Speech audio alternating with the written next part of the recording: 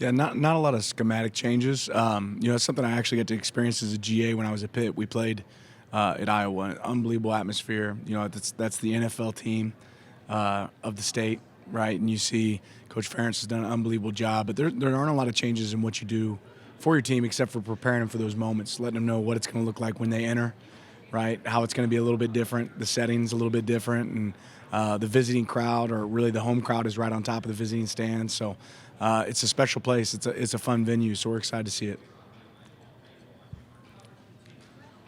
Good to see you.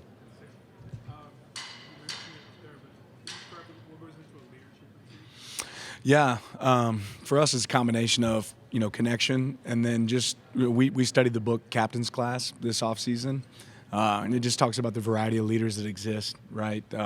Like Tim Duncan, a lot of people don't recognize as an unbelievable leader, and it wasn't always the most vocal, but it was a little bit more about his approach, the relationships that he had, how well he knew the people that he was around. So we focus on that. We go and do strengths and weaknesses of our team. We have some really eye-opening, self-awareness talk. You try to tell people the truth. Not everybody always wants the truth, but a lot of those things went into it, and then spend a lot of time together, right? Whether it's whitewater rafting or playing paintball, right? Just getting some opportunities to connect outside of football. Is this in Oregon? Yeah, we did in Central Oregon this year. Yeah. Going back to talking about Dante, how have you seen Roy's kind of style since coming in last year, but also this year? I think he has a really good feel for it. He's gotten more and more comfortable with, what power he has in that position at quarterback, of being able to make sure that we get in the right play. We give our quarterbacks a lot of answers, and he's super comfortable doing that. So that's always a plus. Even in his limited opportunities last year when he was on the field, he was able to take advantage of some of those moments and put us in positive plays and operate at a really high level. Yep.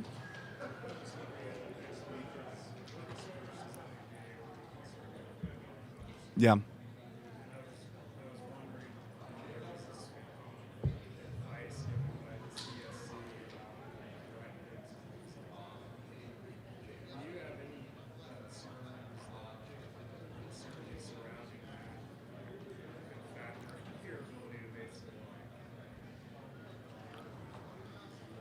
Yeah, we're super conscientious of that in advance, of making sure that you're not overextending, operate within the rules.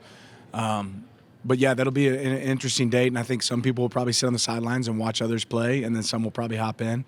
Not to get strategic for us, but I think you got to kind of figure out what's the right play, and then I think there's still a lot of concern about what's and some interpretation that has to be figured out. Anytime there's a new rule, is how does that rule adjust? How does it adapt? How does it change? Actually what we have to be able to do. So part of that we all got to figure out here. But one thing we've been able to do is what we say we do.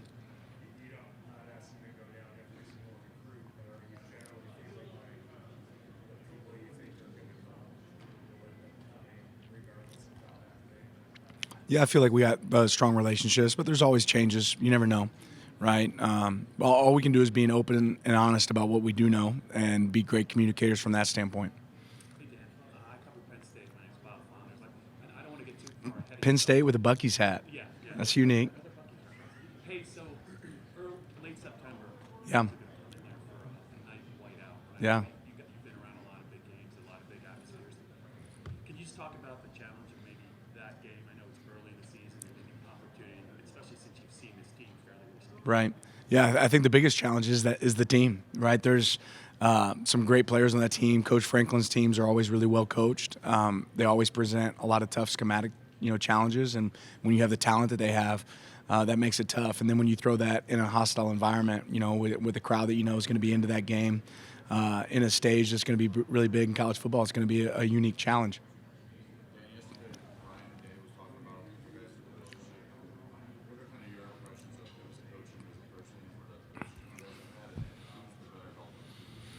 Ryan can bomb a drive.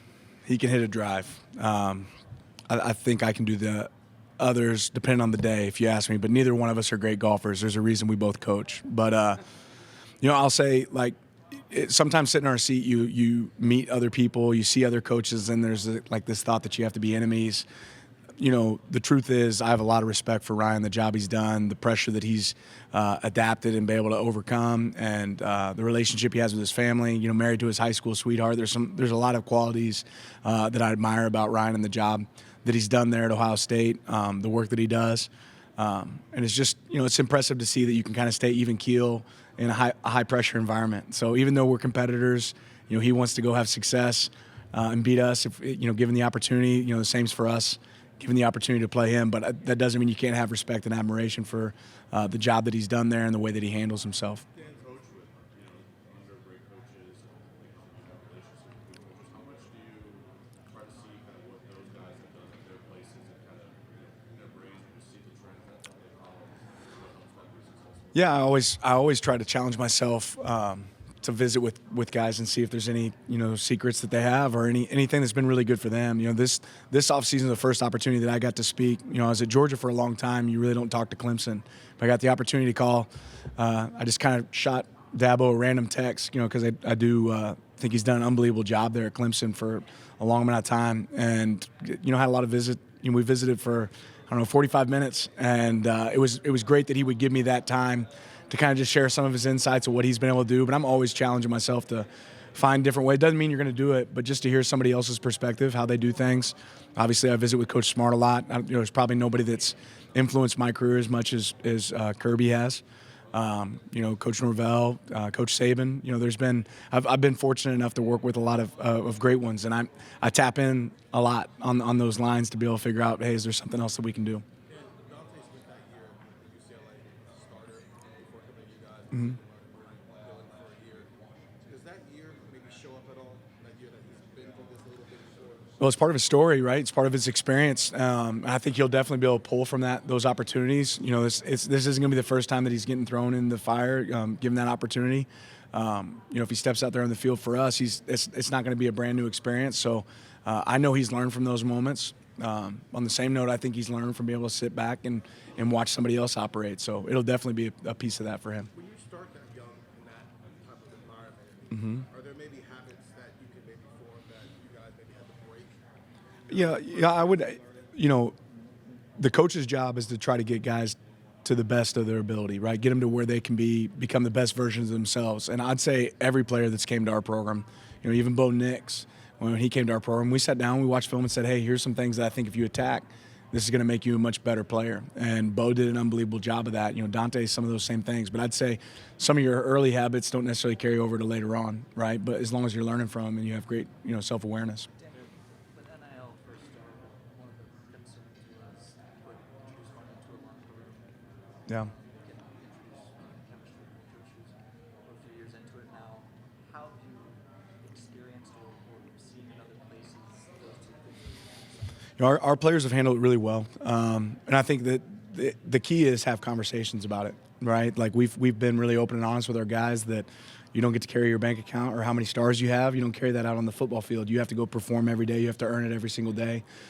There's a level of maturity, and some of that's learned, right, over time. Guys might make a mistake and spend time talking about it and create animosity, but we've been really fortunate not to experience a lot of that at our place. Do you get this trend of guys get big deals before they play?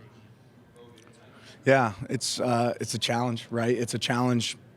There's a lot of positives around NIL. If there's a negative that exists, one of them is that you're removing that chip from a guy's shoulder at sometimes, and so you have to find people that are intrinsically motivated. They want to be their best, and sometimes it comes before they have the opportunity to really prove what they're worth. But if you're looking for the right people, a lot of times you can circumvent that. Yeah, but how different for Iowa? I'm curious about Kyler Castro. Yeah. Development, and he'll be able to play this year. Yeah. Obviously, his dad's got a storied history there. Kyler's had a great offseason. I've seen him grow every single year here. I'm excited to see what he's able to do in our offense this year.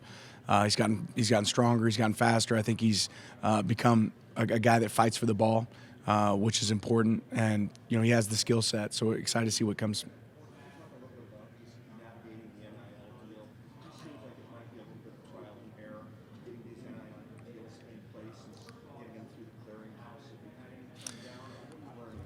Yeah, I think our staff, Lisa Peterson, the group that's kind of helping lead that for us, has had a lot of success so far of not having a lot of hiccups.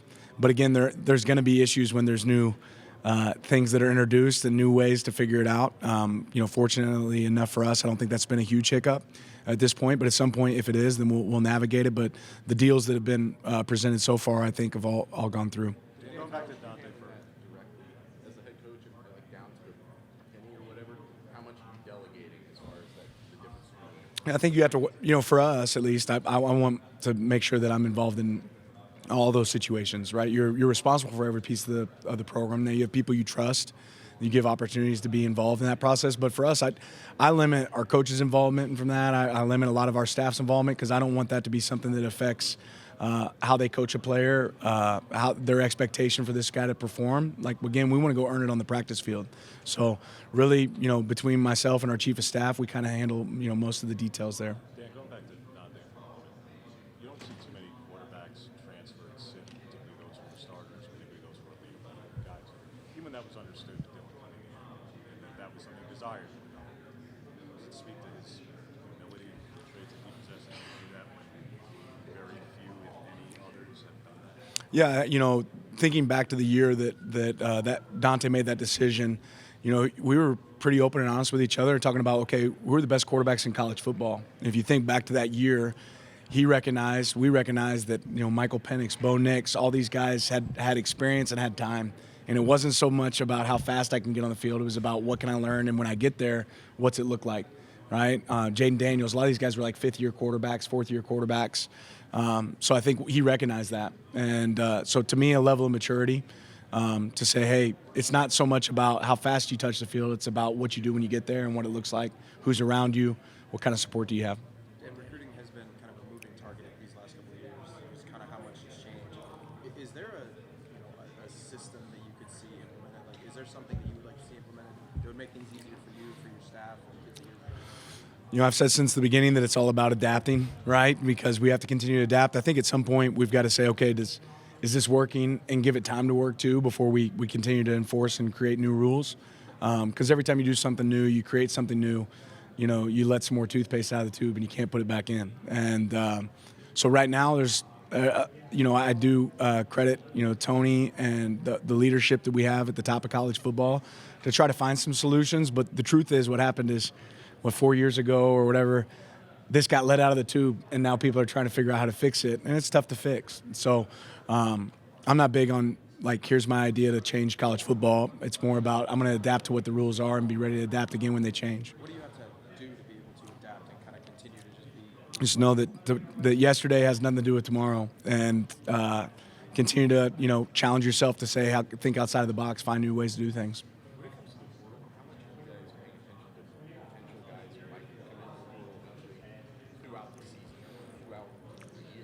Yeah, I think we have a heightened awareness, of guys that are performing really well across college football. Try to be on top of it as soon as they become available. But certainly you pay attention more now, almost like an NFL model of what guys are doing, across college football. I asked that just for context on Dylan Thieneman, who was someone you guys played against. Yeah. Been in the Big Ten for 2 years. I guess just how did that awareness change over time and to the point where you did get into the Tell me more what you're saying.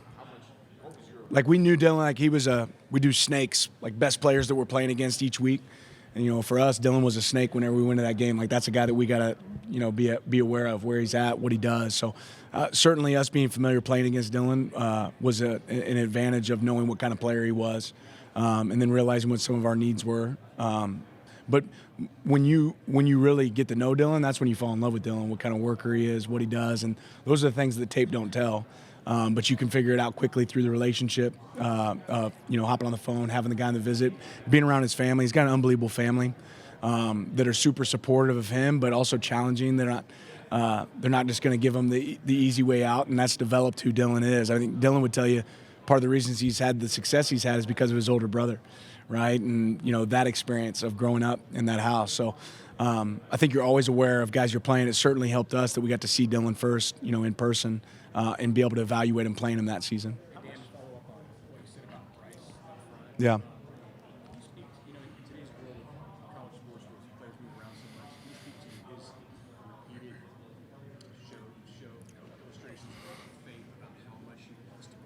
Yeah. Whether it's coming as a walk-on originally or staying through everything he has last year. Yeah, I mean, the guy showed up to a walk-on tryout, right? He came out on our team as a safety.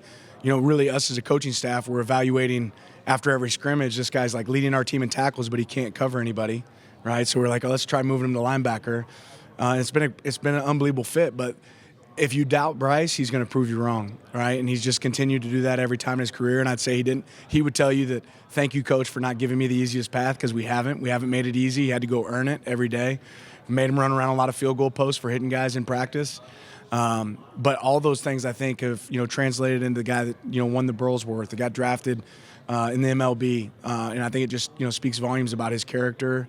Any one of us would be proud to be able to have a guy like Bryce Betcher on our team. In your family, he's wired the right way. Yeah, so the two-sport rule is related to Bryce and others, track guys, it's having basketball story. Now that there's revenue share, now that there's roster limits, should that two-sport rule where the scholarship would come away from football by default, so you don't store away guy, is that antiquated? Is that needed anymore? I don't know. I haven't put a lot of thought into it because it's still the rule. So, yeah, maybe. Dan, what have your impressions been of DeCorian Moore in his first Yeah, year? extremely talented. This guy loves ball, and he works really, really hard at it. He's a perfectionist. He wants to be great, and he is pushing himself to become that. So he's made some plays in practice that are extremely impressive. Obviously, he had unbelievable high school film, and he's a fun kid to be around, right? Like, a lot about being a great player is being a great teammate, and DeCorian's that. You game planned against a really good freshman receiver, obviously, in Jeremiah last year. Yeah. What does it take to play at that position as a freshman in college? Well, be the best on your team, right? Be a guy that when you step on the field, you're making the people around you better. You're putting yourself in a situation where you're going to be able to make an impact on the game. I certainly think DeCorian has a lot of those traits.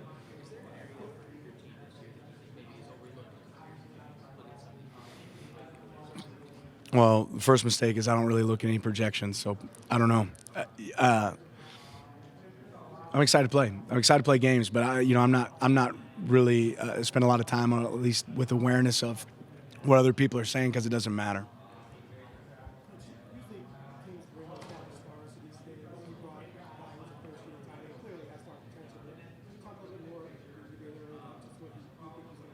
Yeah, he's a star.